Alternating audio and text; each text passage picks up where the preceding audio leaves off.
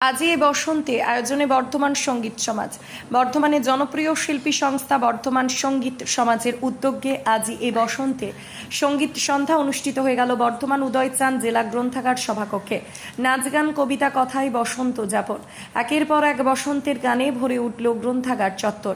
কপালে গালে ছোঁয়ানো আবিরে মিশে থাকলো বসন্তের শুভেচ্ছা বার্তা। কবি রবীন্দ্রনাথ ঠাকুরের কাছে উৎসব মানে ছিল অংশগ্রহণ, আর এদিনের এই বসন্ত উৎসব উদযাপনে অংশ নিল ছোট থেকে বড় সকল বয়সের শিল্পীরা। উৎসবে উপরি পাওনা হিসাবে ছিল চা বিস্কুট সঙ্গে লাড্ডু। অনির্বাণ রায়ের রিপোর্ট, সোজা কথা নিউজ, পূর্ব বর্ধমান।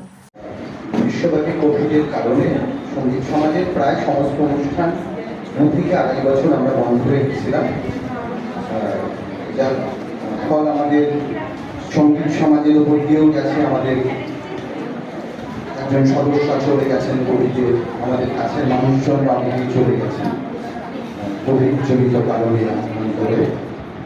আমরা অনেকে বেঁচে ফিরেছি।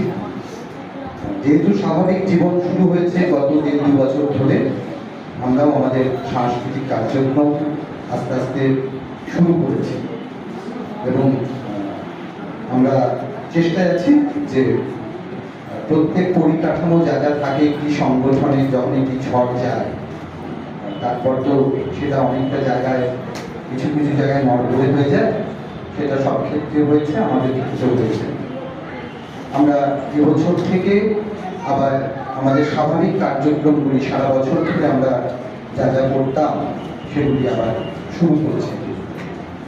তারই অঙ্গ হিসেবে এবছর এক এক করে আমরা করছি। গত 2 বছর ধরে রবীন্দ্র জয়ন্তীতে শুরু করেছি টাউন হলে, আপনারা জানেন, জিলাপি অনুষ্ঠান দক্ষিণবঙ্গের সর্ববৃহত্তম অনুষ্ঠান।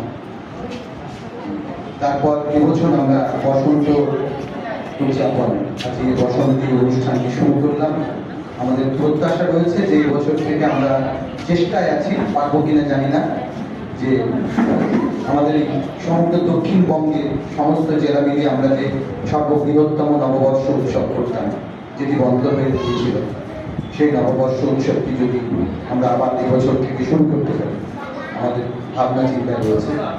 আসলে আর কিছু নয়, আপনারা জানেন যে সামগ্রিক আমাদের সামাজিক পরিপ্রেক্ষিতেই আমাদের যে বহুত্ববাদী সংস্কৃতি, সেই সংস্কৃতি বিভিন্নভাবে আক্রান্ত, বিভিন্নভাবে ধ্বংসের মুখোমুখি এসে দাঁড়াচ্ছে।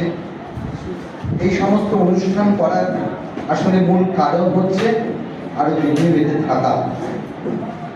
একদিন যে উৎসবগুলি নিছকই ছিল ধর্মানুষ্ঠায়ী, যেগুলি মূল আশ্রয় ছিল মন্দির প্রাঙ্গণ, পরবর্তী সময়ে আমাদের ঐতিহ্যের ধারা অনুযায়ী সেগুলি সাধারণের অনুষ্ঠান হয়ে উঠেছিল।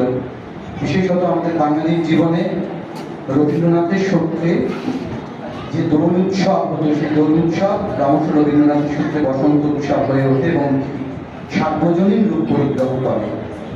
আসলে আর কিছু নয়, ধর্ম, বর্ণ, জাতিগত ভেদাভেদ ভুলে নতুন যে জীবন, যে আধুনিক জীবন চর্চা আমাদের, তার মধ্যে বসন্ত উৎসবের মধ্য দিয়ে আমাদের সাংস্কৃতিক আদান প্রদান এবং আমাদের যে বহুত্ববাদী যে জাতীয় ভাবনা আমাদের দেশের, সেই বহুত্ববাদী ভাবনাটি আমাদের সকলের মধ্যে জাগরিত থাকুক, এই প্রত্যাশার জন্যই আমাদের এই সমস্ত অনুষ্ঠানের আয়োজন, যাতে আগামী প্রজন্ম সবটাই মোবাইল নির্ভর না হয়ে আমাদের যে সাংস্কৃতিক উত্তরাধিকার, সেটা কিছুটা হলেও তাদের মধ্যে